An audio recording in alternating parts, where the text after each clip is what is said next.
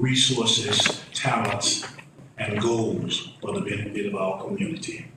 Be with them, touch them, guide them, and lead them. It's our prayer. In your son's name we ask it. Amen. All right. Pledge allegiance To the flag of the United States of America and to the republic for which it stands, one nation, under God, indivisible, with liberty and justice for all.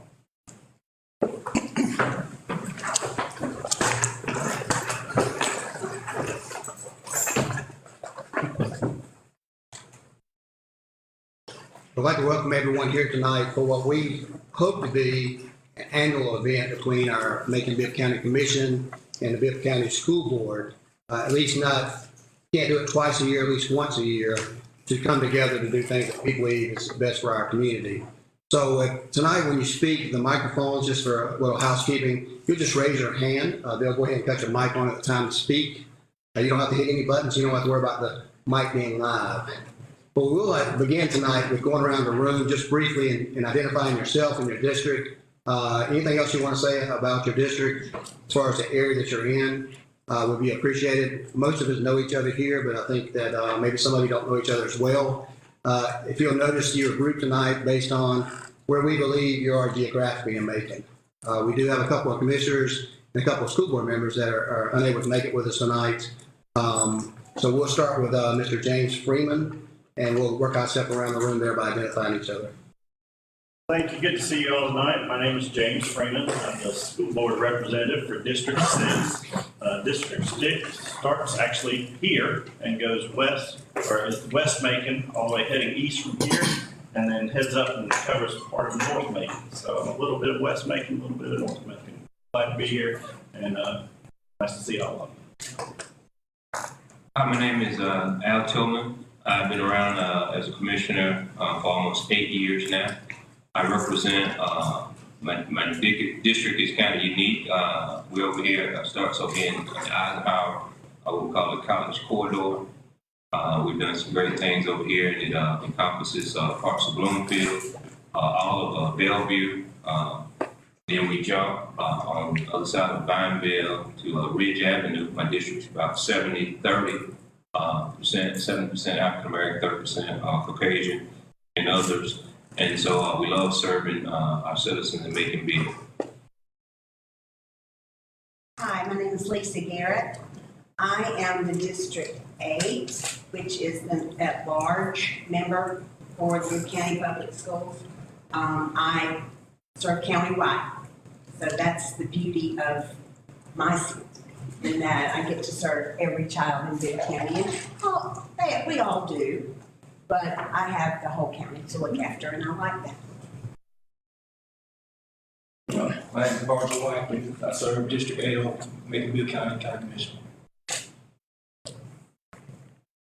My name is Kristen Hamlin. I serve District 3, which is basically the Rutland High School District, South Bibb County, going a little bit west of I-75 and kind of coming around the south side of the county and then stretching up a little bit into Bloomfield. My name's Bill Howell, District 7 Commissioner. I'm one of 4 new commissioners this year, so I'd say, like some of the rest of us, been drinking from a fire hose, but we're about to get caught up. I'm in Sub-South and enjoy what I'm doing. Well, good evening. My name is Juwan Jackson. I have the honor of serving as the District 4 representative on the Bibb County Board of Education. Bibb County, the District 4 encompasses most of the west side winning zone, so west side of high school, but we also have portions of Rutland, Howard, and just a tad bit of Southwest as well inside of our district. Glad to be here with you all today. I'm Raymond Wilder, County Commissioner, District 6, which is basically Lizella Westfield, 475 West. I'm Meredith Champion Johnson. I'm one of the newly elected 4 for Bibb County School Board. I'm District 1. I serve the Northeast area. That area covers all the Northeast side, Northeast High School, and down Riverside Drive. I'm happy to be here, and I like what I see. Thank you. Good evening. My name is Elaine Lucas, and it's been my pleasure for a long time, longer than I'd like to tell, to serve as member of the old city council, and now as the District 3 representative on the county commission. The district that I represent is District 3, and it starts on the northeast side of town near Northeast High School. Goes all the way back to the Jones County line, then our Great Highway to the Jones County line. Then it goes back the other way to the Twiggs County line, and I go through the swamp and take in both airports, and then all of the airport industrial park, and then I go to the Houston County line. So I'm just all over, and it's a pleasure to be here with all of you, and good seeing so many people that I haven't seen in a while.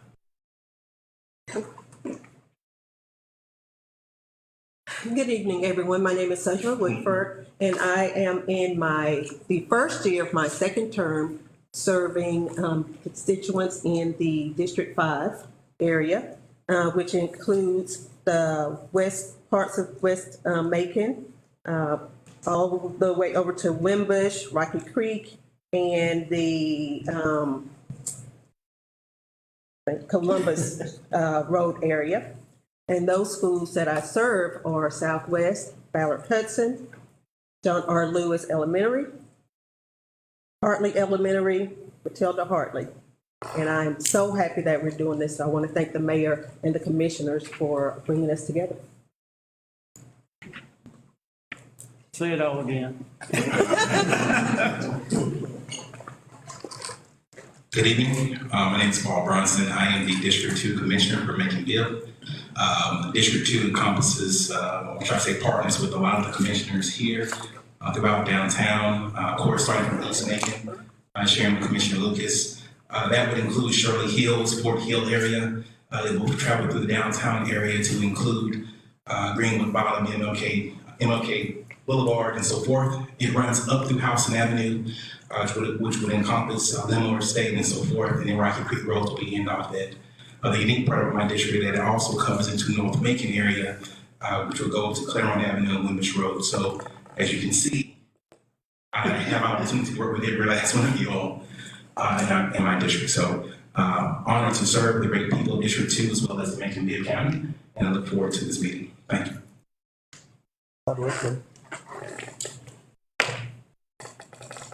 I'm Wanda West. I am on the staff of Central Georgia Technical College in the Division of Adult Learning. I am serving as Special Projects Manager and working with my distinguished Vice President, Ms. Brenda Brown, and it's exciting. We are working with adult literacy, and we work and engage at the grassroots level, the middle levels, and the upper levels to bring a story of how important literacy is to the work that we do in the community that we do. Good evening, everyone. I'm Curtis Jones, the Bibb County School Superintendent. It's good to see all of you, and I just want to thank all of you for being able to join this joint meeting. I've been in several districts, and I've lived in several states. This is unique. Not everybody does something like this, and the opportunity to talk about common problems and to see how leaders come together is important, especially during this time when there's so many different points of view and people think everything is black or white. Truthfully, it's trying to find common ground. So I'm glad to be here with you tonight. Good evening. My name is Daryl Morton. I'm the District 7, actually it's Post 7, board member on the Bibb County Board of Education. It's one of the other countywide seats on the board, along with Dr. Lisa Garrett. And I'm glad to be here this evening to support this joint venture. And thank you, Mr. Mayor, for inviting us. Thank you, President Morton. I always have to say a joke, so I know those of you know me know it's all in fun. We do have a good time, even with Miss Lucas over there. So, I appreciate President Morton here. He's probably second best president the school board ever had. I won't tell you the first one, but, I do appreciate everybody being here tonight. If we're honest, I talked to Dr. Jones, probably way before I got elected to, the position of mayor, about trying to bring our community together with the school board and the county government. I always felt like that although we're separate taxing entities, if we're truly going to do the best for our whole community and bring everybody together, it's going to start with the leadership that you see here tonight. And no better time to do it in a time where we have our challenges with crime as well as this pandemic we're facing. And I want to go on record, first of all, to congratulate the school board for taking the bold steps that's necessary to protect our teachers, our staff, as well as the children of Macon-Bibb County. I know that while other surrounding counties get a lot of the positive PR that we have, Bibb County has been fortunate because we got 5 media here in Macon, but it's also unfortunate because we got 5 media here in Macon. And a lot of times the right story does not get told. And Bibb County is doing a wonderful job. I'm happy to have been a member of this Board of Education. I think you're making all the right decisions that are in the best interest of our children. And no matter what you decide to do, I know you're going to be making the right choices for our children, and I'm going to support you, and I hope that our fellow commissioners will do the same. We chose tonight 3 particular items on the agenda. These are not items we're going to vote on tonight, but let me go ahead and call this meeting to order. This is an open meeting. We've notified the public this is a called meeting, and we're here to do business. We will not be voting tonight, but we will be asking each of the commission as well as the school board on their separate time to consider actions and resolutions on behalf of these 3 items tonight. We chose things that we think were going to be related to both the county commission and the school board. Some of them may require funding. Some of it is just general working together for the common good of our students. So I apologize, waiting for the board. Our tax commissioner could not be here tonight for personal reasons, but we've had a lot of conversations, and I presented this to our commission just to speak on this particular issue. I know I've got Dr. Woodford here, who serves on the Land Bank Authority, and we have our attorneys here if we have any legal questions about this. This is more of an education about some items. We're going to start out with something boring, but it's something that's very real in our community, and this is how we get some of our funding. And I know this is not an ask, but it is an ask because we're partners. I want to give you some information tonight in the community as well. So we're going to go ahead and start, and I know, apologize for those of you directly across me. You got to look left or right for the screens there. Some of you commissioners have heard this before, and I apologize. We're going to talk first about the subsequent tax sale and the judicial in-realm process. And I'll go ahead and start with the slideshow. This is our current process that we have in Macon-Bibb County.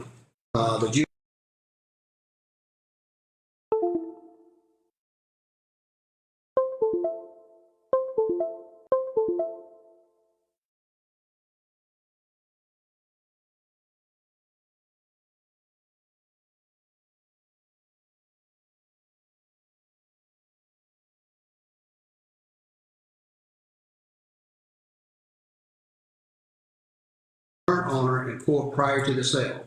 So they were placed for sale, and basically they were redeemed, 16 of those by the owners. 210 of those properties were sold to individuals, with 4 of those properties were redeemed after the sale. 142 properties went to the Land Bank Authority. As you know, you're represented on the Land Bank Authority by Dr. Woodford, and that's something that we want to be a permanent position on that authority. The judicial in-realm process continued in January through May of this year. We haven't got the numbers for June and July or August yet, but I want you to look at this number: $1,376,300 of taxes and solid waste revenue collections was generated just through that period of time. This is something that wouldn't happen but for the work of the tax commissioner collecting these through the subsequent tax sale. Of that, the Land Bank Authority acquired 142 properties and putting 60 up for auction in August, September, and October. They sold 82 properties, netting the county and Board of Education more than $500,000. Let me change the slides for you. I'm sorry. It's on my sheet. Thank you. I got that. So this information here, I'm going to pause just a moment just to tell you a little bit about it in case you don't have a full understanding about how this works. These properties that have become blighted, disrepair, or further behind in taxes are placed on a list by the tax commissioner. The tax commissioner schedules a sale on those properties, and they do the title work on there. At the sale, individuals that own these properties can come up and pay the money and the taxes on there, and they'll be pulled from the sale. If not, when these properties go before a public sale, a person may buy those properties. Our land bank will make an initial offer. The amount generally has been around $2,500. Sorry. The land bank will make an offer on there equivalent to the taxes owed on the property. For example, if there's $5,000 owed on there, the land bank says, I'm going to pay $5,000. The Bibb County government is funding that money for the land bank, meaning we're giving them a fund balance to put up to buy these properties. If an individual or an investor bids $5,001, the land bank is out of the equation. It's truly a bid after that, and whatever the property sells for that time, that money is split between the school system and the county according to your millage rate. If that property does not sell and the land bank has that property, it goes into the land bank funds, and that property sits there, and the land bank clears the title on that property, and then it goes to a sale, another sale, subsequent tax sale. At that sale, the land bank will sell that property, and that amount is split three ways between the school system, the land bank, and the county, because the land bank is getting their money back for the title work that they've done on that property. This is how we get to this process. This amount of money that we've had this year between the two entities is about almost $1.9 million just in January through May that we would not have collected before.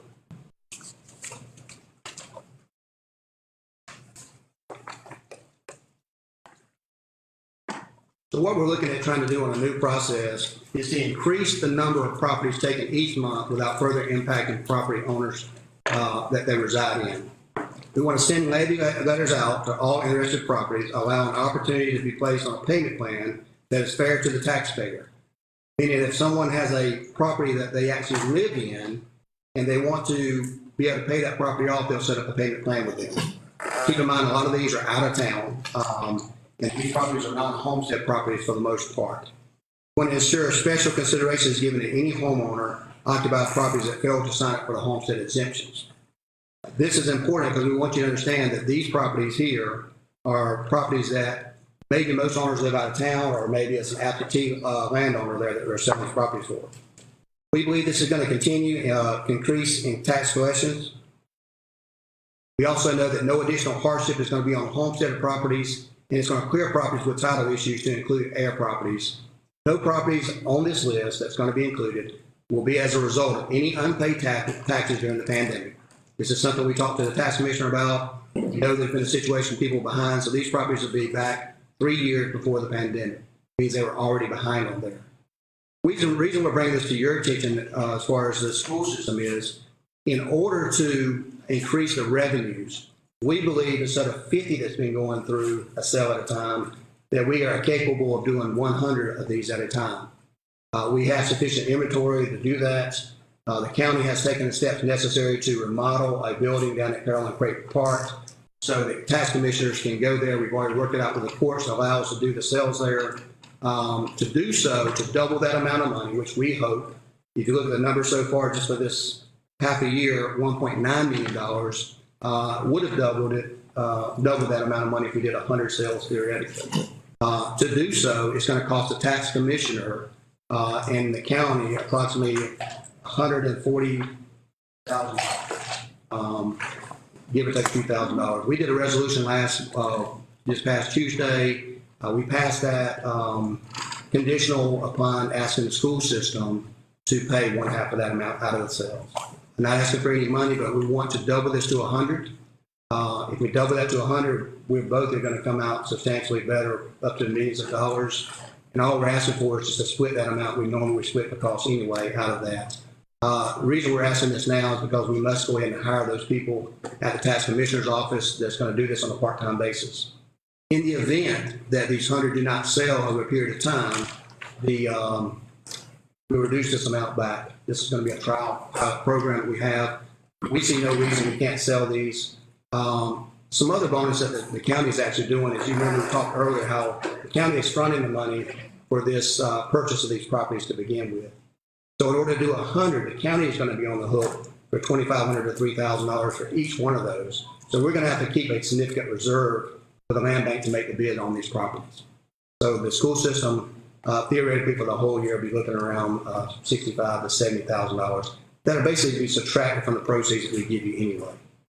We believe this is a fair assessment to split those fees since we're both receiving substantial income out of that.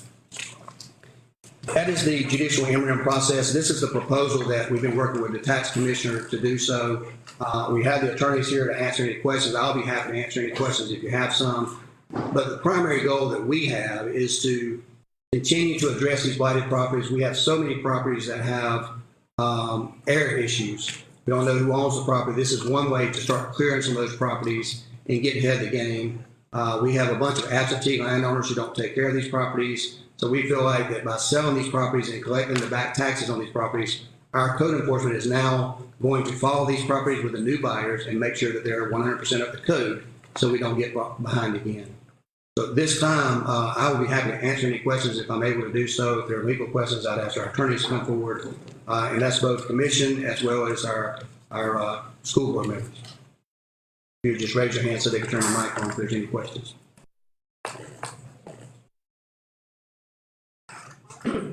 President Wharton.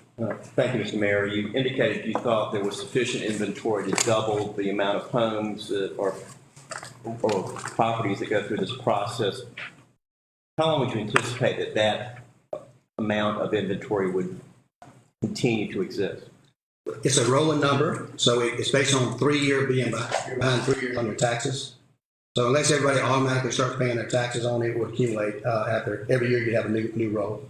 Right now, we got enough in inventory to do it for at least 3 years, according to the information that we have. But, you know, people can come up and pay those taxes so it could lighten the load. But we believe right now we're doing 50 every sale, and we could easily do 100, and they're all selling. The land bank doesn't have to buy very many of these sales, and we're getting full value and the taxes paid on these properties. So I would anticipate having an endless supply, to be honest with you, because we're always having people. You know, we got people that owe taxes 10 years ago that nothing happened on, and we end up having to write those taxes off or never collect them. Whereas if this process was in place before, we would be getting that money in. This basically in 1 year is a mill. You look at our current millage, the value of the mill right now will be a mill split between the county and the school system. Any other questions? I saw Just as a follow-up to that, yes, sir. I was curious, do we know, I guess, like right now, I know it's a rolling number, but right now, do we, like for this point in time, do we know like how many properties are eligible for the interim? Well, I know you mentioned that we covered 500 or so this past 6 months, and I know we did some in the past years. But yeah, how many properties are still eligible? According to Commissioner, Tax Commissioner, we have enough for 100 per sale, and we do the sales up to 1 per month. Right now, there's about 1,200 properties that are eligible. About 1,200, that's 100 per sale, and the sale occurs often? They're going to try to have these sales every 30 days. So 1,200, so about a year? Yes, sir. And that number rolls. That's what I'm saying. As we clear this year out, there's another year behind that they start catching up on there for the taxes. A lot of these are not just taxes, they're blighted properties that's going up for sale as well. So, Ms. Ham, you have a question? I was just wondering, in terms of who the properties are selling to, are they selling to people who are going to take the same level of care of them? Do we know, is it, small rental landlords, out of town landlords? So I'm just curious as to who's buying these properties. But we do have that information as far as who's buying the properties. The main thing is to get the taxes caught up so we're in no worse shape. But the good thing about it is each house that sells automatically goes to our code enforcement to look at those homes. Also keep in mind that all these homes are not in disrepair. They're not all necessarily in disrepair. Some of these are taxes that are owed. The absentee owner has not paid the taxes, and some of them are the solid waste fees, the garbage fees. But the good thing about it is we get back to zero. We get the money collected, and then we start afresh with a new code enforcement, and J.T. Richardson is doing a wonderful job for us in the county of actually tracking those houses and coming up with a system that we can actually monitor those. Because right now what we've been doing is the ones that he sold already, we've had to go back and check whether or not they've had permits issued on those properties. We've had them do drive-bys and do pictures, because if they become a blighted property, we're putting them on our nuisance per se list, and we're demolishing those houses within 30 to 45 days if it's a blighted structure. So that's the hope. We wanted to give this a try for 1 year. If it's not successful, the county and the school board, I guess their exposure will be about $60,000. We believe our exposure is a lot more, and that's why we have set aside money in our ARP for those types of things, for our demolition, just to have a fund there. But honestly, they're selling, the land bank's selling all their property. The other good thing this allows us to do as a county and school system is, if there's properties that the school system wants to protect around their schools, they can simply let the tax commissioner know those properties can be abated for either a buffer zone or some type of a resource center or after-school programs. There's a lot of blighted properties near our schools, and we've always looked to try to do something with that. But it'll allow you to actually request certain properties around those schools that you could just keep as an offset. The same thing with the county if the county chooses to do so. Mr. Bronson? So it kind of goes with, and I thank you for making that statement. My questions are here around the focus on how many of those properties are nearby the school systems that we have, right? There is a property within, say, for instance, a one block radius. What are the avenues of approach for that school to take on that property, and or if working joint to basically knock those houses down or put on the blighted list? So right now, one of our third round of the code enforcement, we asked specifically for those properties that were around schools and churches. What I can envision in the future is to GIS map those and to share those with the school to see if there's any interest in schools, particularly if they border the school. We don't want blighted structures through there. So I think sharing the information between this county and the school system, having joint representation that we currently have on the Land Bank Authority is part and parcel of that. I think the GIS mapping that we have, because there may be some interest that the school system has. We never know when you may expand. You may add a 4K, pre-K onto the school. You may need additional room for expansion. Or also you may want to go to a school in another place and you need several properties together. So it's something that allows us to put parcels together with no real tax consequences, and we already have this in our inventory. And and with the recent deal, say for instance, once we put the house on the blighted list, what do we have in place? What do we have in place that will reinforce a person comes in and say, hey, I'm going to purchase a property right across from Bruce Elementary School, but they didn't do nothing with it? What is in place right now to ensure that they either A, do something with it, or B, knock it down if they don't follow up? Our code enforcement will be issuing citations, as well as we monitor these through our attorneys on the nuisance per se. And we'll send them a 10-day letter. But so far, knock on wood, we have all the properties that have been purchased. There have been some immediate painting, cleaning up, clearing out the brush, but we do start off fresh with a zero. We're in no worse situation because the taxes are paid, even if it's a blighted structure. Be upon them to actually be that. And the land bank is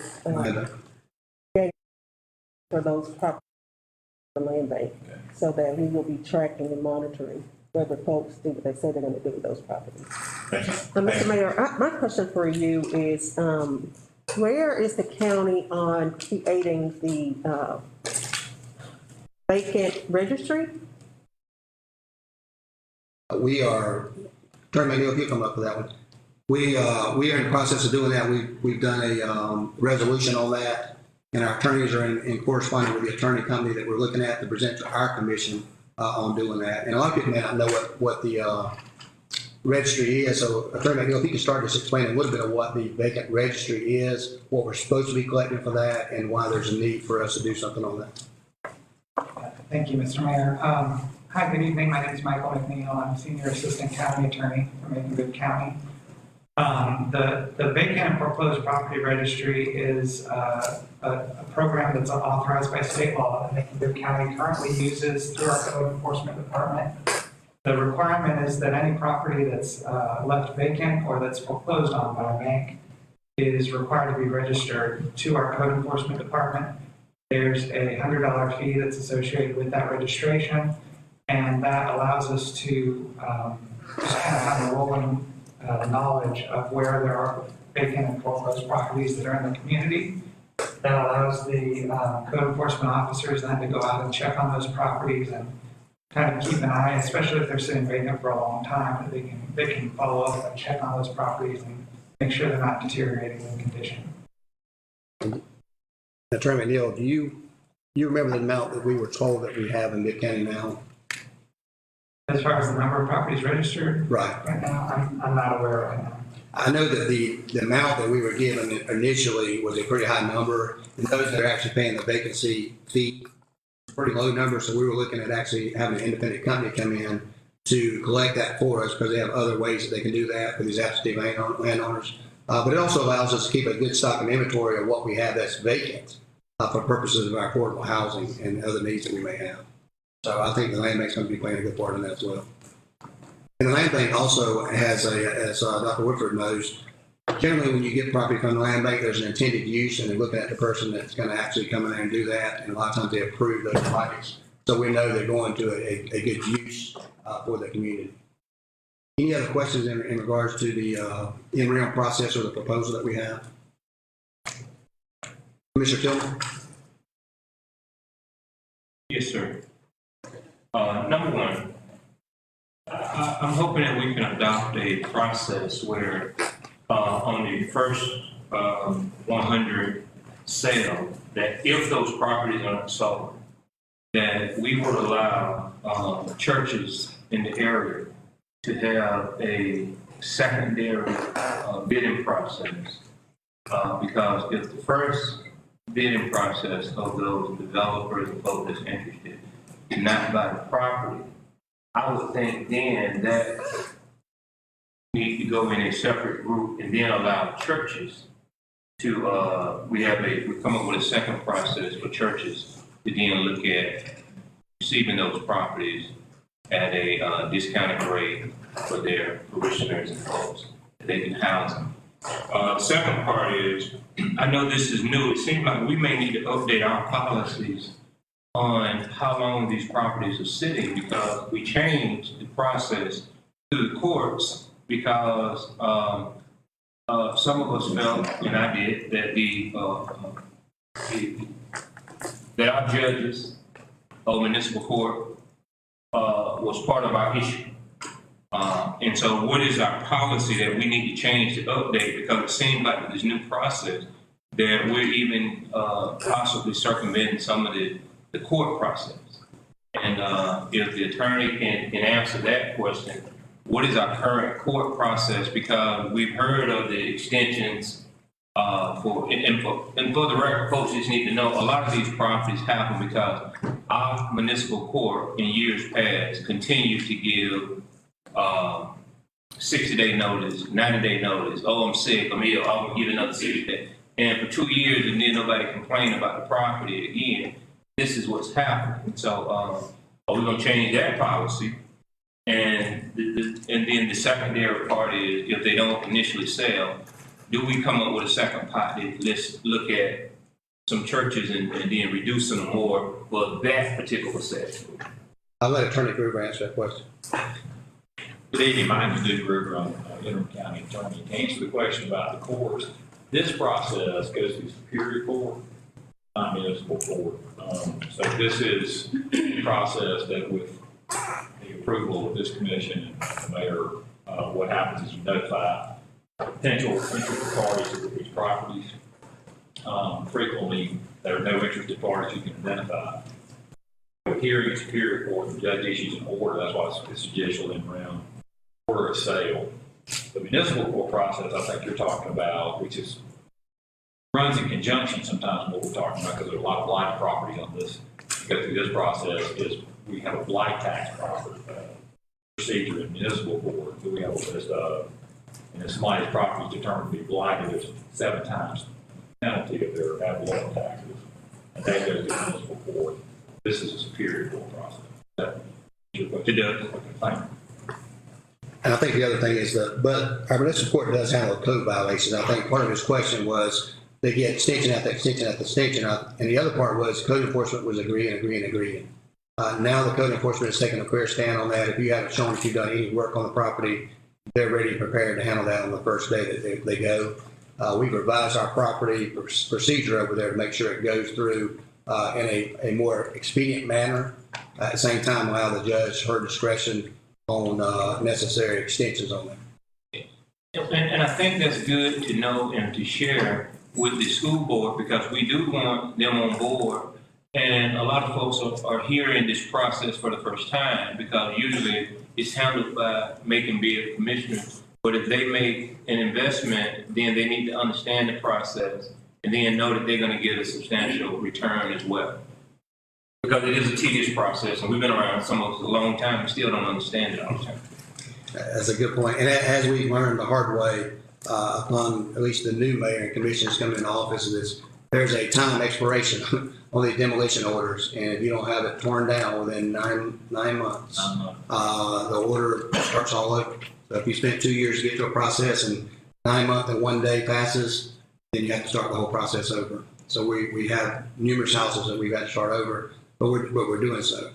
But the whole point of this is to kind of educate all parties. It's not typically in the realm of the school board to have to educate yourself on issues like this, because this is typically a county's responsibility. But if we're working together as a team and we're sharing the funds and the proceeds on this, I think it's incumbent on us to make sure that all parties are educated to the process so we can speak as one voice to the community.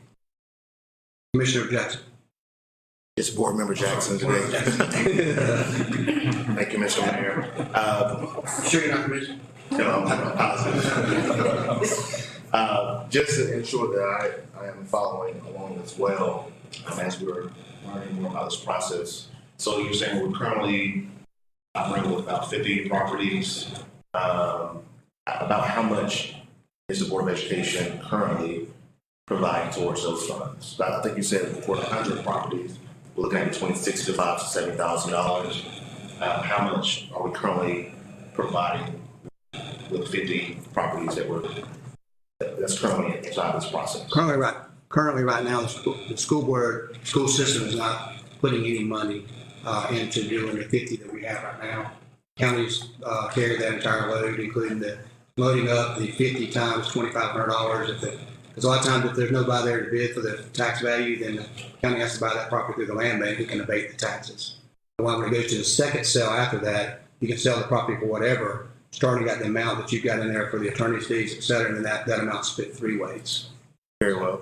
And I see at the bottom of the judicial and realm process, I guess, at least slide 1, 2, 3, 4. It says that sold 82 properties, paying the county and Board of Education more than $500,000. How much of that was received by the Board of Education? $250,000. Yeah, that would be the split of $500,000 between the school board. It may be a few dollars off because of that may be done on a millage rate split, but pretty equal. And then some of those fees that you'll see that solid waste, there may be a little bit more that the county would get because we're responsible for the trash. But generally, it's about a 50-50 split as long as our millage rates stay comparatively the same. Very well. And I think this is definitely a good partnership moving forward between both of these bodies of government. I was also very pleased to see a couple of months ago we had, I think something's going on with this microphone, a proposal that came to us that we voted in favor of that provided at least one member of the Board of Education to serve on that land bank authority. How many members serve on that authority? 5 members, 6 members. 5 members. So of that 5, how many is appointed by the county government? All 5. And so this would have at least one permanent member of the Board of Education. Very well. Thank you. Yeah, one commissioner as well. So I appreciate that. And then that's a District 4 school board representative, Juwan Jackson, who's my school board representative in my district. So any additional questions or concerns about this, Dr. Jones? Just one question. You mentioned as long as the millage rates stay about the same, the split will be equal. So if the county's able to get the O-splosh and it goes down, then proportionately, then I guess it becomes more like 60-30, or what happens then? That's a way before question. I asked him the same question. He said he looked at the value of the index and what the value of the mill is going to be on that. I'm not sure how the law suspect, but I typically tell people it's about a 50-50 split. But the only way, like I said, we can increase the number of cells is we have to increase the staff. And the only way commissioners can increase the staff now is to hire more people. And to do so, we have to give more money. And I will tell you that our commission, we had a resolution this past Tuesday, it passed unanimously of our commission, but it was contingent upon input. And we just simply think that we're going to subtract the money out for that labor for at least the first year to see how it works out. We do anticipate a $2 million bonus on that, so if everything works out okay. Any additional questions on that matter? I know it sometimes can be boring information, but this is some of the things that we deal with all the time as commissioners in our office. We're going to move on to something a little different that I hope all of you know about. This is a Macon Violence Prevention, MVP. I know a lot of you have attended many of the forums that we've had, so we want to kind of give you an update of where we're at in the process, highlight a few things that we think are significant, let you know where we've been and where we're going, and hopefully get some input on you how we can improve the process. So I'm going to go ahead and start by giving you just some basic information. Macon Violence Prevention is engaging neighborhoods, departments, and community agencies and people to develop a plan for reducing violent crime. I think we can all agree, and you'll see some numbers in just a moment, that we have some challenges in the violent crime area in Macon-Bibb County that we're trying to address. And it's going to take all of us working together and taking a holistic approach to accomplish this. We had hundreds of people attend our announcement in June. Nearly 1,100 people attended 14 public forums, which I think is a very, during the situation we have right now, and we had them all across Macon-Bibb County, I think it's a great effort. More than 700 people have completed the survey online, and one ask that we will ask the county, the Bibb County School Board for is to hopefully use your email addresses that you have and share this with your staff and your people to make sure that we get as many of these surveys out as we can, because we have a strategic planning session coming up. These are going to be available all the way through Labor Day. The plan we built on neighborhood feedback on issues, needs, and resources, we tailor to specific areas based on need. The leadership team strategic planning retreat will be September the 28th to review the feedback and data and begin planning the goals and objectives. Dr. Jones is serving on that, as well as other members of his staff have been to some of our meetings. They've been to a lot of the forums, and certainly they're going to play a large part in the strategic planning that we have. What we wanted to do is to go in every school district, every county commission district, all across Macon-Bibb County, and we began with all the victims, people with violent crime, and the family members. And what we wanted to do is to go there and listen to them, hear what their solutions are, because we have funding that we believe that we can send to them to meet the needs in their own communities, and we believe they know their communities better. So early survey data shows this is a major issue for people in our community.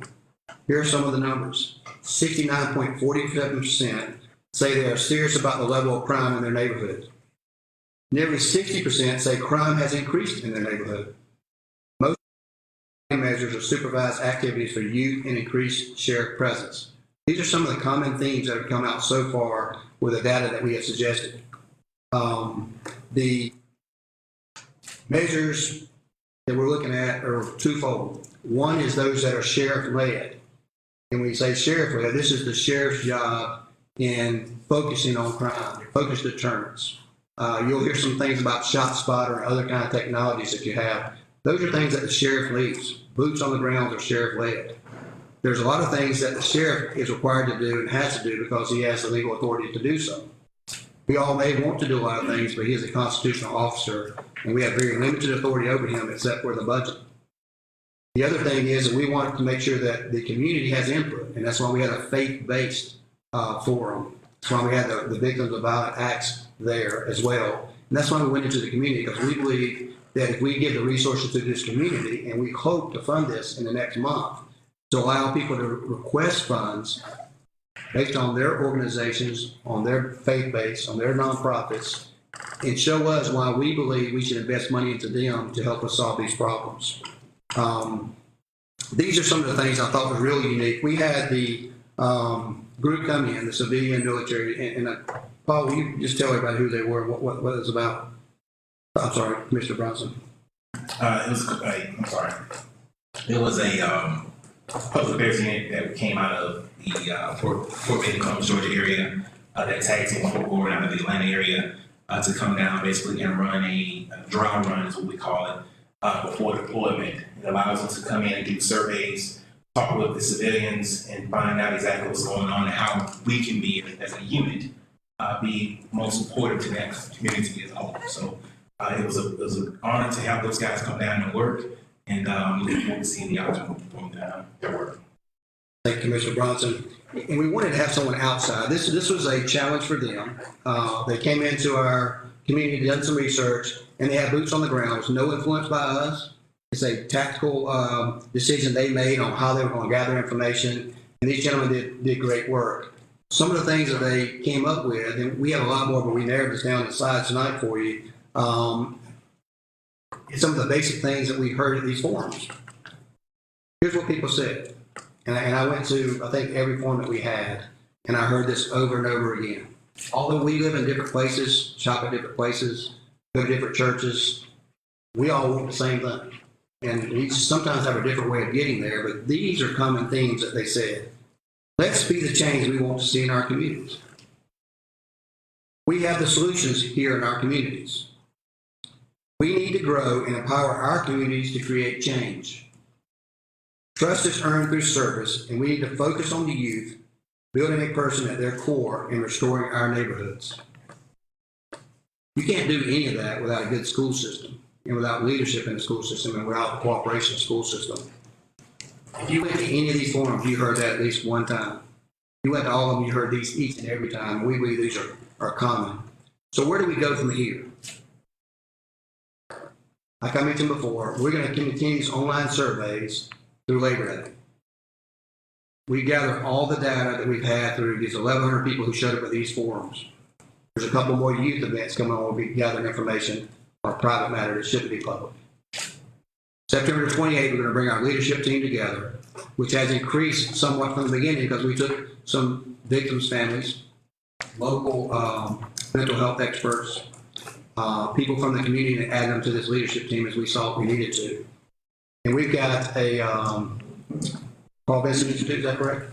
Carl Vinson Institute will be coming down to facilitate an all-day event on September 28th to hear from each and every one of our leadership teams. They'll already have all the data that's been incorporated, and we're going to come out of that with goals on what we want to do in the community. We see that. It'll be something that's published, probably digitally and print, and people can see what we're going to do. Our job, the community's job, and what we want people to do is come up with those action items that we need to accomplish. We hope that we're going to set aside some money. This commission has already set aside $2 million for a potential RFP that's going to be done for interventions, interruptions, other types of crime initiatives. We think and we hope that we're going to fund the best technology for the sheriff. This commission voted on a $40 million investment for our public safety just a couple of weeks ago. We believe after the strategic plan, we're going to have the map, the roadmap to help intervene in this crime that we have in Macon-Bibb County. It's going to take all of us working together, but more importantly, it's going to put a lot in the school system. We need all children to be reading on grade level. We need to make sure that we have after-school programs for youth. That's something we can do together. So all we're asking for is for us to be partners in this initiative, us to speak with one voice, for us to support each other. Our commissioners, our mayor don't need to put the school systems down. At the same time, the school system needs to support the commission since we're in this together. What I have learned, at least this last 7 or 8 months, is that people love to get on social media and talk back. And we give them every opportunity to do so because they're empowered sitting behind a computer. But we have to let everyone in Macon know that it hurts all of us. It hurts our school system. It hurts our tax base. It hurts bringing in good jobs into our community when we say negative things in our community. So I hope you will join me. I hope Dr. Jones and your staff, if we send you the survey, that you'll send that to all your staff. It's very important data that we need to get to base our decisions on for our strategic plan. We're going to have some billboards. Yes, we're going to have some PSAs. Yes. Those are important, and we hope that you will join us in speaking for MVP on that. We're not asking for any money on the MVP. We're just asking for your cooperation. We're going to use our ARP money with the support of this commission to fund initiatives that we believe are going to make our community successful. At this time, if there's any questions about MVP or where we're going, certainly like to hear from those. And keep in mind, we're not voting on anything tonight. If there's something you think we need to add that we don't have, certainly we can consider that at the proper time. I think I saw Commissioner Bronson's hand first. Yes, sir. Thank you. First and foremost, thank you for your leadership on the MVP program. Good feedback from citizens throughout my district and other districts that we've had a chance to sit down with. I'm confident, though, that in some cases, the commissioners that have held the meetings all kind of came to the same conclusion while we're hosting the meetings. There was one entity that was not there. That was the youth themselves. We had plenty of parents, plenty of pastors, plenty of leadership show up. So I'm going to take this opportunity while we're all sitting here with the Board of Education, thank you, Dr. Jones, for your leadership as well, to ask the question, what are we doing on that level?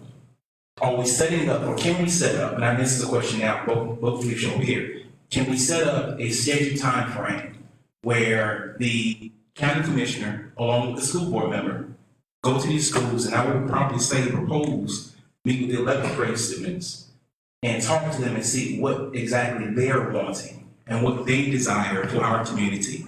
Because I can guarantee you, if an 11th grader going into 12th grade understanding knows what their impact is coming out of high school, we can assume all day long. But if they know their role, if they know what is out there for them, and then not only that, hold ourselves accountable by providing that opportunity for them,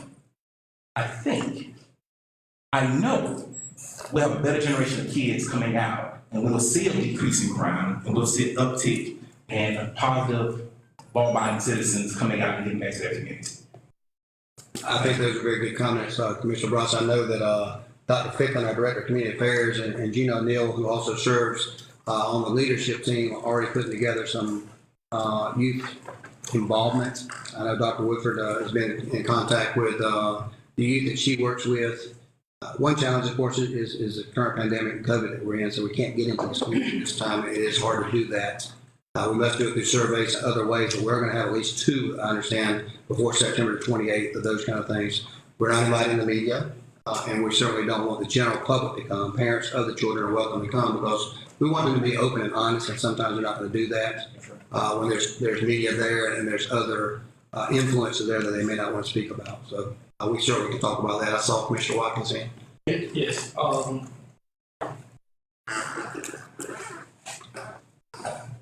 Definitely the need to hear from voices in our community is important, especially voices we don't hear from every day. I don't want to diminish that need in any way in the statements that I'm about to make, but I'm a little concerned in terms of timeline because we as the leadership body, when it comes to those suppression activities, ramping up the police force, getting the sheriff involved, the judges, it all makes sense to us, and we're able to make those decisions and funding decisions on the dime without public input. But when it comes to some of the things that are quite basic, we seem to still be hesitating. I'm excited about the update, and I've been trying to stay quiet because I wanted to hear about the literacy program and that impacts. But we know that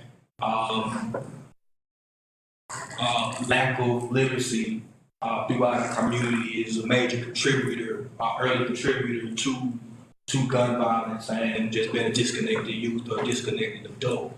But we're waiting on survey feedback before we open up the centers or before we allow the folks that want to do extra reading programs an opportunity to make proposals and do that type of thing to get these things started. All along, again, the suppression stuff is ramping up, but we're still waiting on things before we can release money to these communities that we talk to. And I guess the leadership team meeting on September 8th is a new timeline information to me. I know when we were doing the MVPs, I was under the impression that starting in September, folks will be able to apply and receive fundings and begin their enrichment of their communities. I think that's that.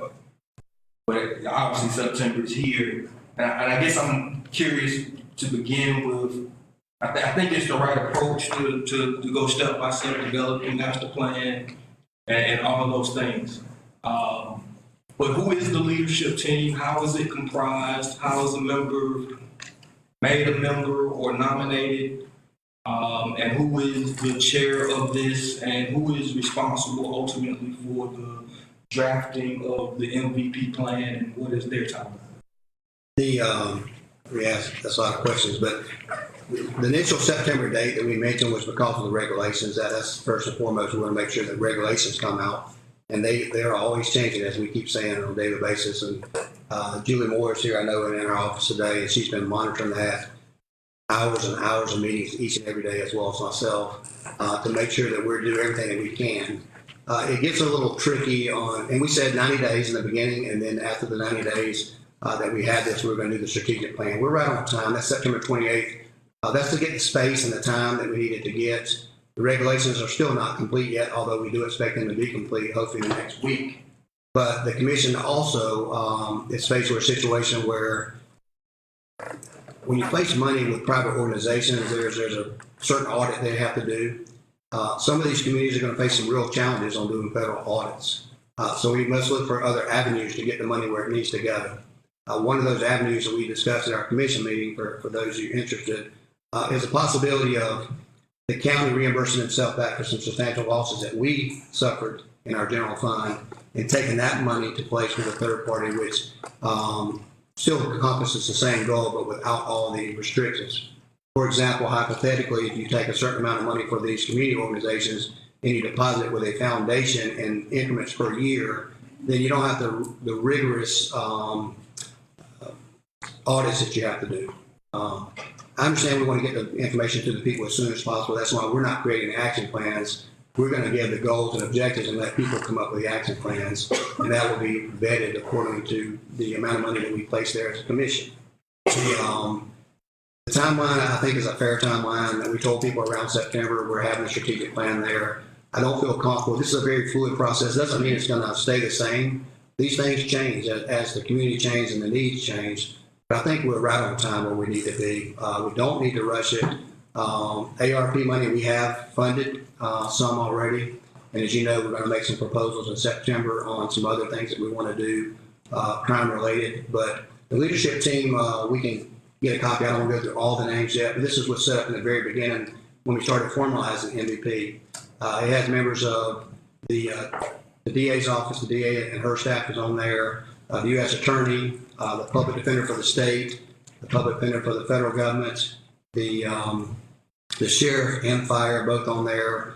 You have your mental health expert on there. We have some nonprofits on there. We have Gene O'Neill on there, myself as well as someone from Shay Young's office of juvenile court.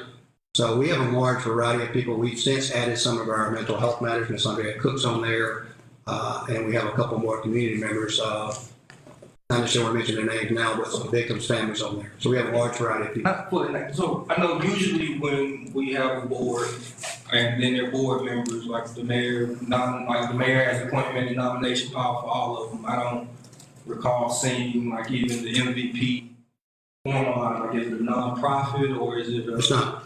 Right. The MVP is a program that I created. So, but like usually, like for the health department, for the land bank we mentioned earlier, like the chair of the board would be someone that, you know, and all the other members would be folks that somehow we formally knew about. All right, this is an issue of point, but and not to be too nitpicky, but if we're using funds from the general fund to ultimately fund the nonprofit work, to fund the nonprofits, well, I guess a sub-grantee type of award system, what does the APA dollars matter if we're sending them, which kind of highlights why are we waiting on these things that, like school is starting. I know when we started, a lot of our conversation was about how to get us through the summer. And we didn't do that with any enrichment by keeping the gym open longer or how do we, and September is near, so maybe it's a little bit more patience on my part and we'll be there. But But this is not your typical board. This is an initiative that I created. The leadership team that we selected as a team administration to begin with, because it was my initiative. We asked participants who was missing at the table in this conversation and got recommendations from everybody included. We look for people that may have their own resources that could bring to the table to help us. For example, the DA and many initiatives that she had, the sheriff and many initiatives that he has going on. Shay Young, Judge Young, with her influence that she has there at the juvenile court. So I'm not saying it's perfect. I'm not saying we won't have a board at some point in time, but I don't have time to do the formalities on selecting board and appointing members. The commission, that Macon-Bibb County Commission, will make the ultimate decision on any monies that will be spent, as we have done so far. I am very particular about it. I know Ms. Moore is very concerned about dispersing large amounts of money without being able to cross every, dot every I and cross every T. And we want to make sure that we're going to do things the right way, so we don't get any issues ourselves as far as audit is concerned. It is a lot of money. We have put priorities so far in many things, including the food desert, which I think is also an issue involving intervention and making sure people have proper food in their areas, and many of our children don't, which creates the whole situation that we're in now. So I understand your question. I think we're in a good timeline. September 28th is the date. We've already booked the date for doing that. Shortly thereafter, we'll be ready to take the steps necessary to secure the funding. We think that it's going to be on our calendar for September the 14th for a committee meeting for you guys, as far as the commission is concerned, to allocate those funds, to reimburse ourselves back, and then place that with a third party. So these guidelines that come out of the strategic plan can be in place for the foundation to determine what we want these funds used for. I think that's the best way to handle it myself. Our leadership team has been on board with most of those things, but ultimately this commission is going to make the decision when something comes before you. Any other questions? You meant like October 18th, I guess? No, September the 14th. Before the strategic team meetings, will. I'm sorry. I can tell you, I mean, September the 14th, we have a meeting. It's our intention at that meeting to bring to you the amount of money that Bibb County lost because of the pandemic, to allow you to take that money and reimburse ourselves back. So that money goes into our general fund, therefore it becomes unrestricted funds without a timeline. So when the strategic plan is put together on September 28th and we meet, and we'll be ready to expend those funds if it requires coming out of our general fund, as opposed to taking money directly out of ARP, going directly to someone who's capable of a federal audit, because once you give $750,000, they have to go through other auditing requirements. And some folks don't want to do that, particularly if they're dealing with communities that sometimes can't keep up with receipts, manage their miles, and do all those things because it's just average people in neighborhoods. So that's the timeline we're looking at. I think it's a sufficient timeline. We only have one other meeting before that time on September the 7th for referral, and we have a lot of information coming up on the 14th. So that's the timeline we're keeping. And last clarify thing on this, just to make sure I'm on the same page. September 28th, we'll do the goals and the strategic team will do the goals and the objectives and solidify the application process for sub-grantees, or? That's correct. Good question, Commissioner Watkins. Anyone else? Made it through, one second. Board Member DeWine Jackson, District 4. Thank you, Mr. Mayor. I want to go back a little bit to what Commissioner Bronson was saying a few moments ago. In our system, so first to say this, that I did get a chance to attend at least 2 of those 14 public forums that we had. I want to commend Commissioner Wilder and also Commissioner Wynn for 2 great forums that I was able to attend. But as has already been stated, there's one constituency that wasn't present at those meetings, which are our students. And I do see that there is an already established timeline, but maybe that what we can do moving forward could be in addition to this timeline that you have already set. I definitely think our students need to be at the table. Their voices need to be heard as relates to their thoughts on crime in their community and what they see on a day-to-day basis here inside our schools, out in the streets, and things of that nature that can contribute to the conversation. we talk about leadership, citizenship. What's the last one, Jim? Scholarship. And scholarship. That's three pillars that we want for our students to simplify each and every day. And we have, of course, some of the best students in South State of Georgia. And I think with our student leaders, I'm thinking about our student council, Beta Club, students in our CTAE organizations, that I think we can plan utilizing our auditoriums as well as Microsoft Teams.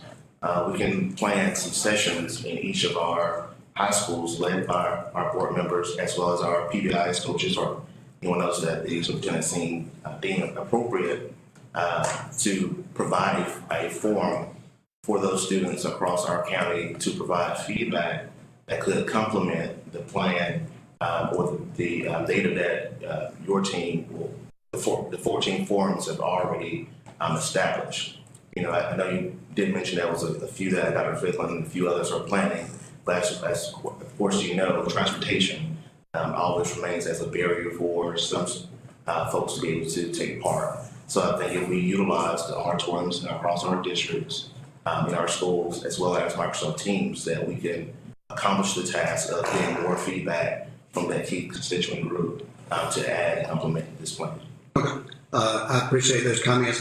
What I'm hearing from you gentlemen is that Commissioner Bronson and School Board Member Jackson have agreed to do at least 2 youth forums between now and December 14th. So please reach out to me. I'll make sure our staff is available for you. Our communications team will be available for you. I can't migrate your COVID concerns to your schools, so certainly I appreciate you volunteering to do that.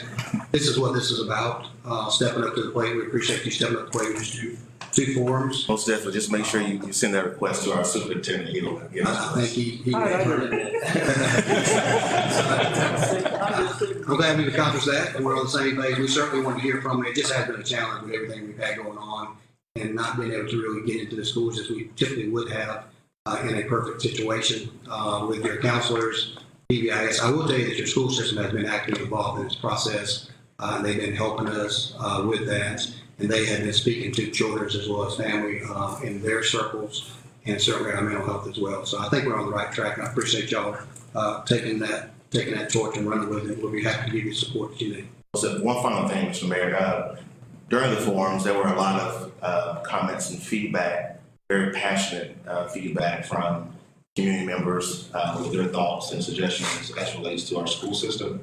I believe you had a team of interns that were there taking down various comments and feedback from those community members. Is it possible that we can receive a copy of that feedback that was very school specific, school district specific, that we can review? I know Dr. Woodford and President Warren was in attendance to a good number of those, but I think that's great. Some great information that I think our entire board could definitely benefit from reviewing. Well, we have to share that information with you confidentially. Yes, sir. Thank you. Yes, sir. Yeah, one more. Mr. Tillman? Yeah, I'm gonna say this to Mike. I'm gonna say this publicly for y'all that continue to sit around and keep talking about we need to engage the children. Children ain't out here shooting and killing folks. Stop talking about you gonna engage the children. If you want to do something, go and engage these gang members who are over 17 and stop talking about the children. It's rare that a child under 17 is shooting and killing somebody. It is rare. These are young adults, aged 18 to 25. And I never hear y'all say you want to go and engage the gang boys. And you can follow me sometime, you can go and engage them.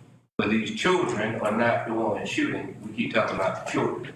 So we're protective of our children. The school board is very sensitive and protective of their children. It's rare that we're going to get in the school system and go and talk to their children.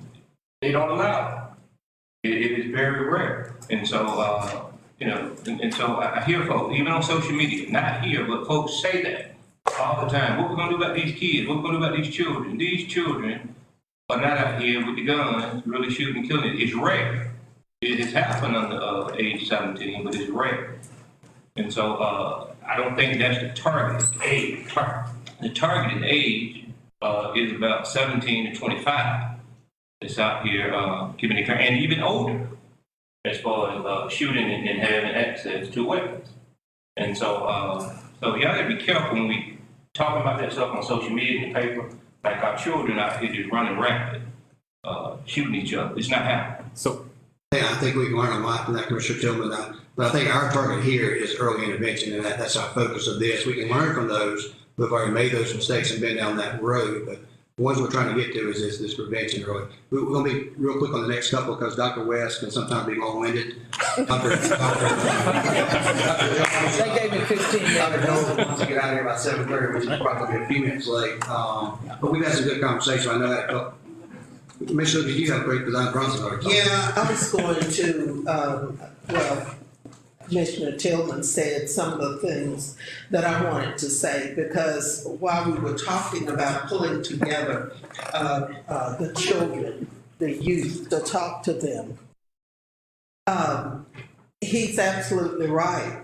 The little ones, I know it's got to be kind of a two-pronged approach where you're looking at the youth, that they're young and dealing with prevention there. But you also got to deal with those groups of young people that for them, there's got to be some retraining, some reteaching as to how you interact with other people, because they have learned a certain way to do it. And so there's got to be some techniques put in place, and you got to start by talking to them too. And so Commissioner is absolutely right. Has to be not just those nice little ones that appear nice when they're around us. That's not just those, but the others that you really need to deal with and make sure that they tell you. And if you get the right folks who have those inroads to those youngsters, they can lead us to some really, really serious strategies that will help us to stop losing our children the way that we're losing them. That is just a shame. It is a shame, and it is a stain on this community. And every time we lose them, that ought to redouble our efforts to try and make sure that we reach those groups.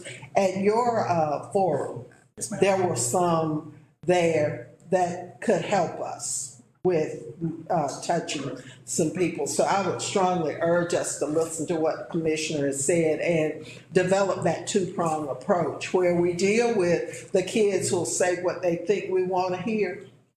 Because those nice little ones, the leadership ones they're not gonna tell you about other stuff they're doing. They'll tell you what you wanna hear. But there are some other kids that we need to be listening to as well that will help to solve the real problem of kids killing each other.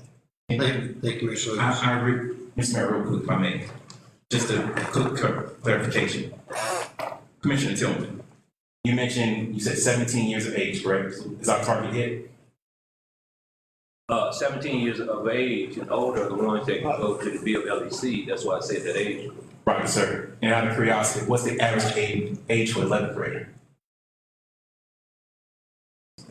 16, 17, can you say? Yeah. All right, so just one clarity. So what we were referring to, sir, was involving meeting with the 11th grade students, because those are our 17-year-old age groups that we want to tackle. But by all means, I completely understand what you're saying on that, and I would look forward to working with you and board member Joanne Jackson on making that happen.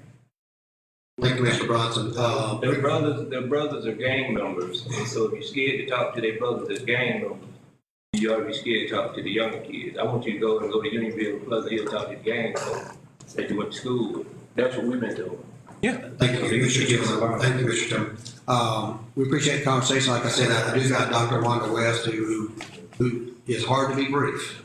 But she's going to have to do something tonight. She has a slideshow. She's going to begin to talk about the Literacy Alliance that we're hoping to form here in Macon-Bibb County, something we all know that we need to have. And it's not just children, it's young adults and parents that we need to be helping their children, but it's hard for them to reach to their children if they can't read and write themselves. So this time I'm going to turn the floor over to Dr. West.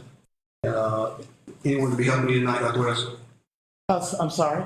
You need any help? Anybody going to control you? You got Twitter? They just told me to say next slide. Okay, go ahead. He's trying to rush me. But anyway, let me share. Your conversation is so relevant because the state of the children in the community has a lot to do with the state of adults. So we bring to you tonight this idea of a certified literacy community program out of the Technical College System of Georgia.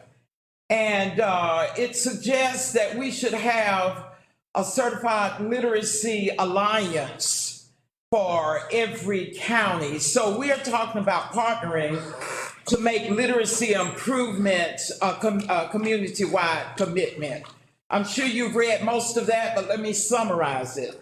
In 1990, the Technical College System of Georgia and the Georgia Literacy Council, the Georgia Commission on Literacy, all came together, and there was a true understanding that the foundations at the grassroots, in the middle, and the top had to do with a literacy deficit. When we looked at the research from the Barbara Bush Foundation, it said that 36 million adults in this country lack literacy skills. And in that data, it said Bibb County, 29.8% of adults lack basic literacy skills. So I want to take you to a proposal that we are sharing with you tonight to establish a non-profit collaborative to promote, support, and enhance a Macon literacy effort. We are suggesting that we take a grassroots approach like your commissioner over here suggested and the other talks. And grassroots meaning we take it straight to the people in planning initiatives, that it would be nonprofit, that would be a raised awareness of visibility of literacy to provide support to the local literacy providers, especially as it refers to the needs of this community, the needs of the families, and the needs of the children. We are suggesting that a network be formed to coordinate business, church, volunteers, all of the folk, local government, schools, media, from the state adult learning division, it says public and private, and support people wanting to improve their education. At Central Georgia Tech and Adult Learning, we are the providers for the dropouts out of the street. Dr. Jones and all of public and private that are providing that educational foundation, that's great. But we've got to look at that pipeline to include correctional adult literacy and the needs of this community. I want you to see this quick video. I think it puts it in lockstep.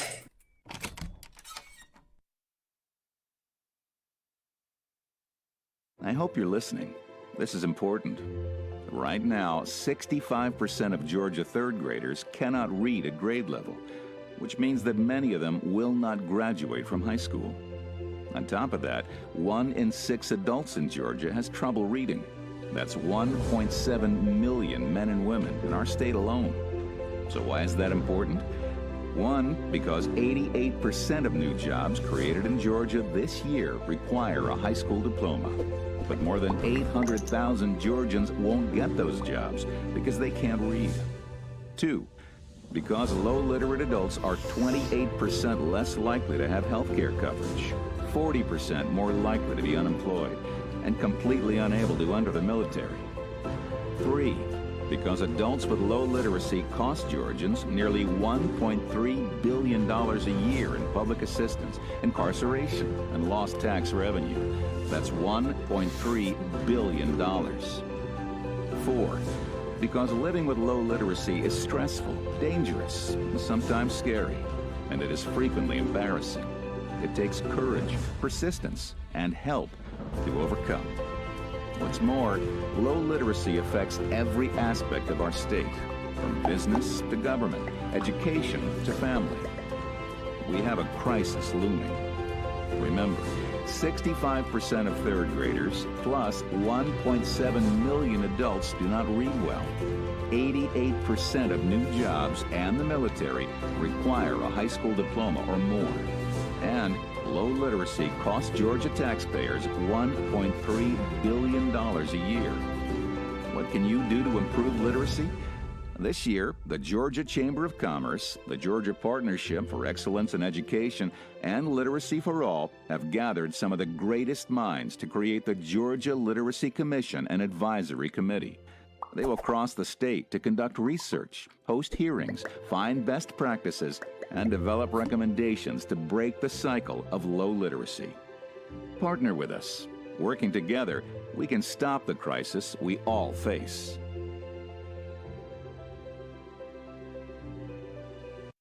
Ironclad, just what we here in Macon. When you think about literacy, what's your definition?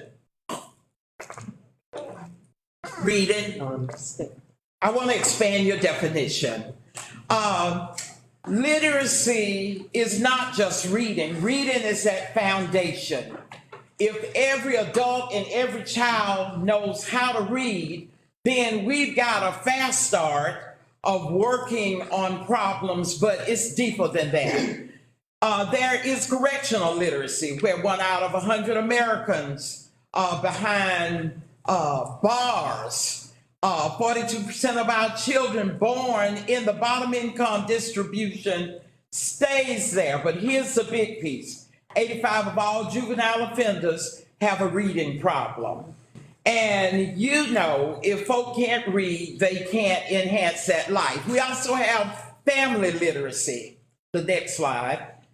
And so we want to look at a 2-gen approach where we can look at, can we do more training with the folk off the streets, with the grassroots populations, with the middle, with the top, to really get that dialogue and conversation going where you are not afraid to go into the communities. We go in there to recruit with adult ed, and we serve 2,500 students a year. And before pandemic, our graduation rate was 600 to 800 students a year. So we're talking about, this is not a student problem, this grown folks problem.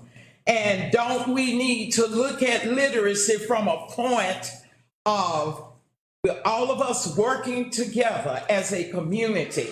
In the school district, Dr. Jones, your distinguished superintendent and his team, school attendance, supporting the schools, creating a better understanding of roles, we do that. But don't we need to look at this adult population in a true and organized manner?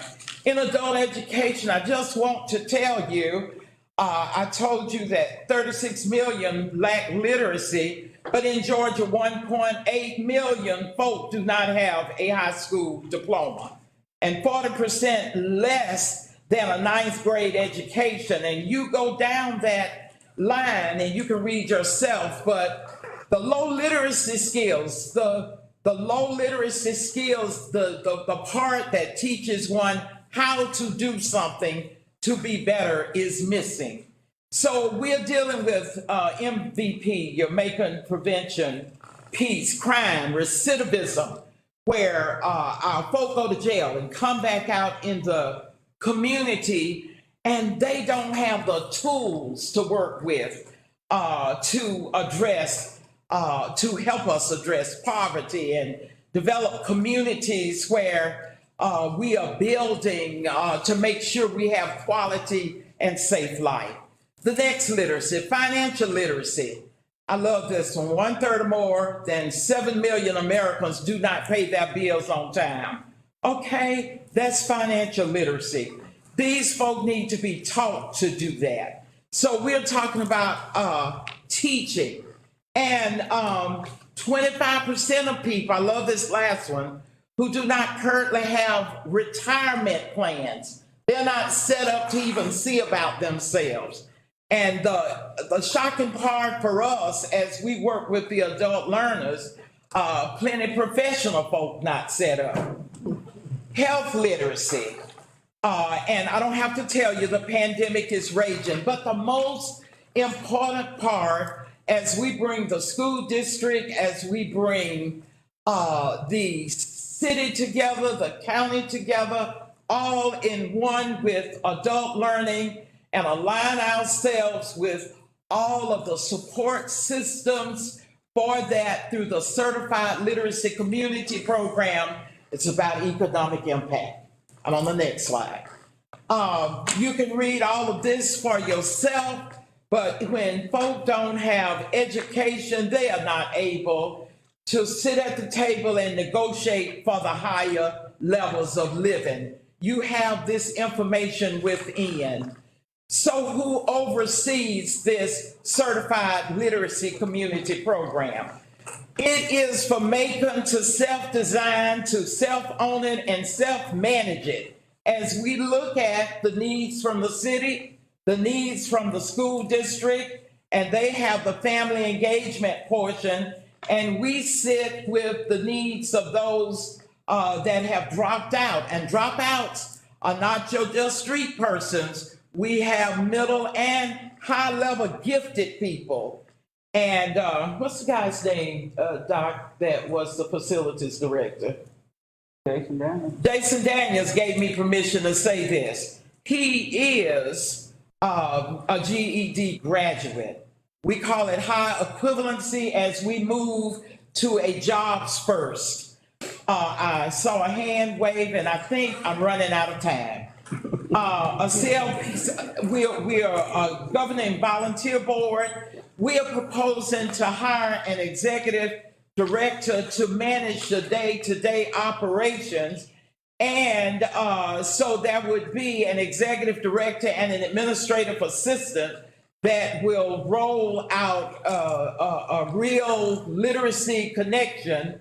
And our funding sources, those folk would put together initiatives based on the community needs, like you all have been talking about, write grants, fundraisers, and whatever it takes. That board would meet regularly, will consist of advisement from professionals at every level. We even got key folk in every zone we got mayors in every zone, Mr. Mayor.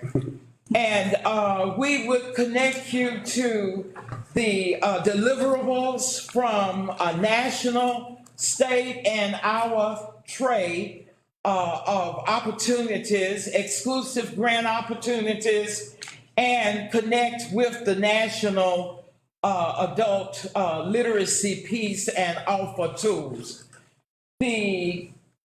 What do we need right now? And this is my last slide.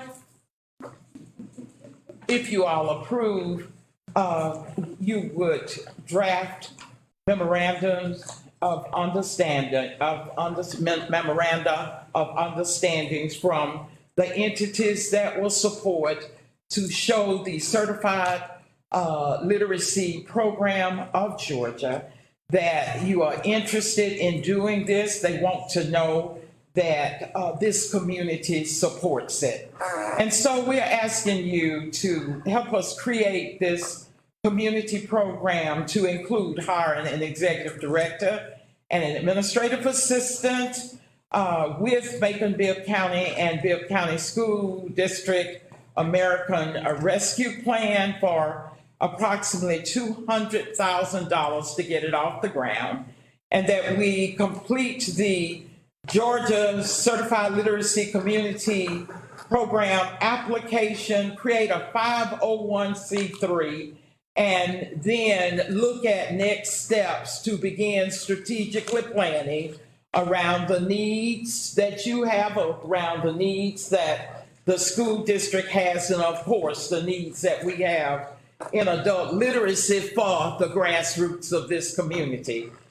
I want to close by saying literacy and development have a close relationship in everything that we need to do, and there's a direct connection between literacy attainment of people and the development of status of growing a community and redefining a community.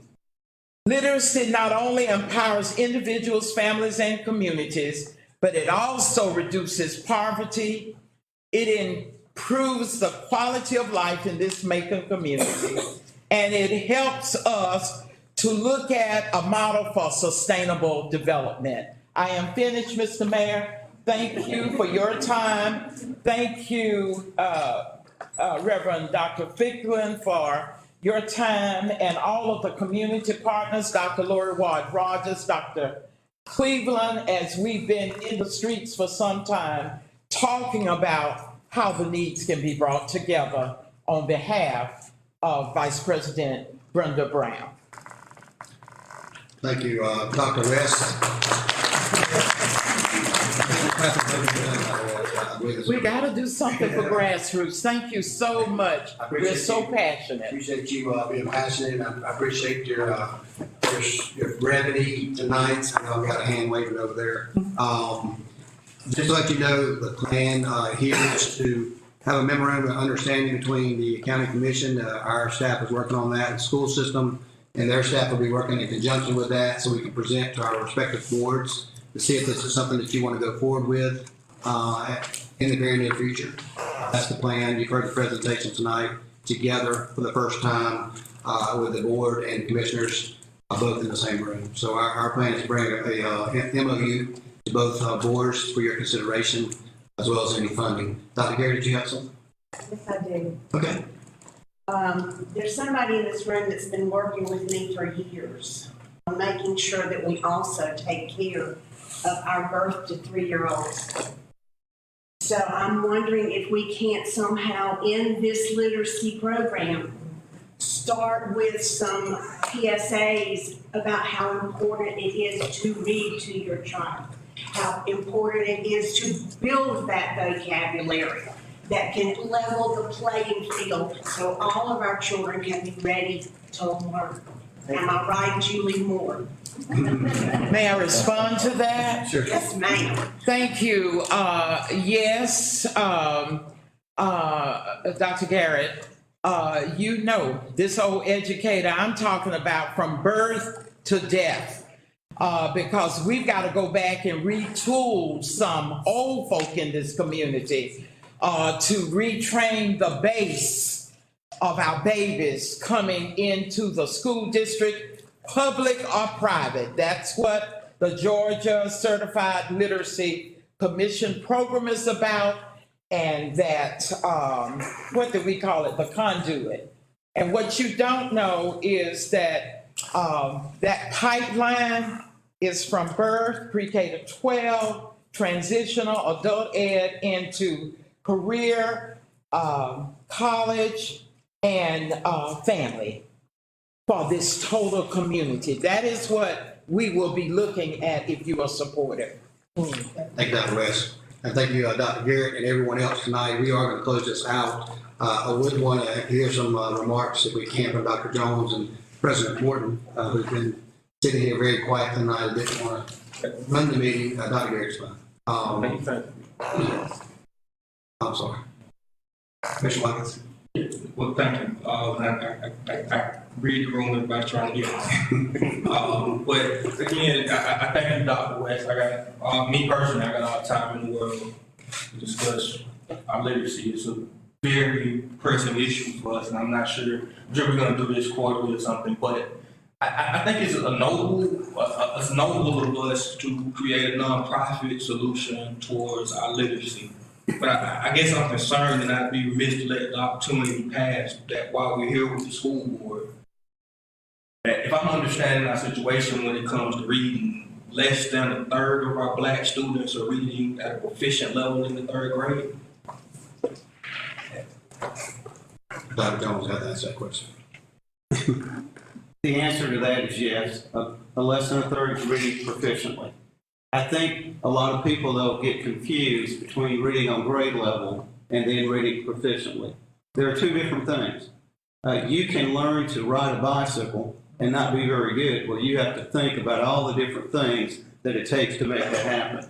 When you're proficiently riding a bicycle, you don't think, you just get on it and go.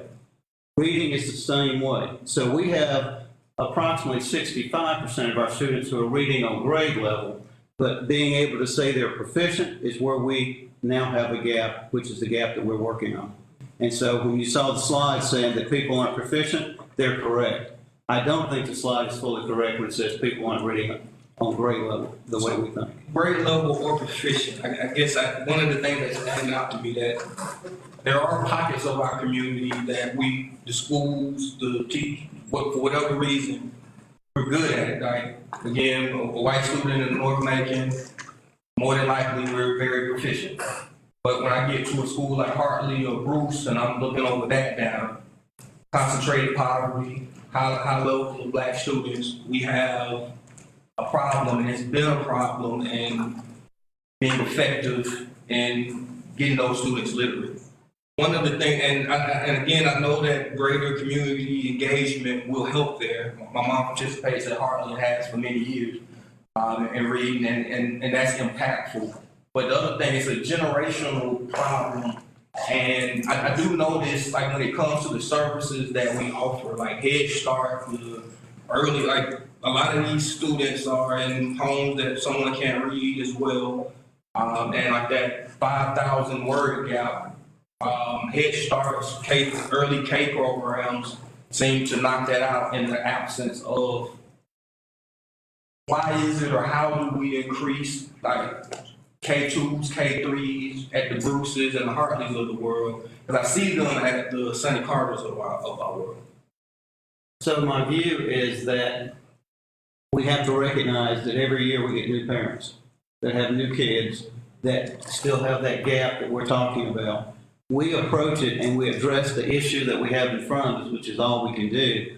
But until we're able to get to parents before they become parents and get them to know how to go through the prenatal care, talking to their children before they're even born, making sure that they're able to learn and hear all the words that we're talking about, and that they value education, and that they're willing to take the time to say, like our grandparents did, you need to get an education because it will help you. I think that becomes part of the key, and it's part of the conversation that we as adults have to have with everybody in our community. Yes, we do. We're better now than we were in having those kinds of conversations. I now see more young parents who are willing to accept that they need to be able to read. I think that there's more work that's going on with the 0 to 3 age than we think. I'm on the board with United Way. They're looking at 2 generational poverty as well as reading deficiencies, and they're trying to help with that. They have a program for parents as teachers as well. I think the more that we work together with all the organizations that are trying to approach this issue, the better we will be. Sometimes we duplicate efforts, and when we duplicate efforts, it ends up being seen as good work, but we're not doing the most we can. That synergism is missing. And so I think, Mr. Commissioner, those are places where meetings like this will be able to help us close some of those gaps so that we can work together with everyone when they see that common problem. I want to commend you for coming up with the idea of having a strategic plan. A lot of times people want to work and they want to do things and they have actions, but it's not focused on measurable goals that you're able to see and you monitor. And so this plan that you're starting out with now, Mr. Mayor, where you're saying you want to look and have a strategic plan, the more of those you have, the more meetings you have where you discuss that, especially among the staff people, the better we're going to be able to be. And so I think I've answered the question, sir. If not, I got plenty of time. I guess I'm still concerned about the allocation of resources to the areas that have the lowest literacy outputs. It seems as though from my view, it seems as though we've been doing the opposite. Those areas. I'm going to slightly disagree. I appreciate that. I'm hoping that that's the case. And the reason I'm going to slightly disagree is because there are 2 things that happen that some people, I think, know, but they just don't think about. But Dr. Lori Rogers is in charge of our federal programs. Those schools that have the highest percentage of students that are proficient get more of the money than those schools that don't. That's one way public education tries to address this issue of poverty. The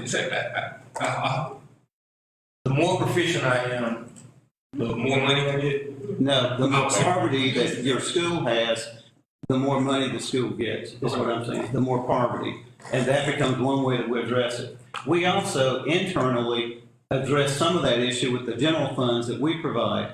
But what most people don't know is that there's a formula that the federal government has. And it says, if you look at how much money the nonprofit schools get, this is how much money you can give to the poor schools. And we have to balance that. And between Lori Rogers and Emmanuel Frazier, we go through that every year. We'll put money into the schools that we think need more, and then we have to put more into other schools to meet that federal funding requirement. So we recognize it. It's not where I'd like to be.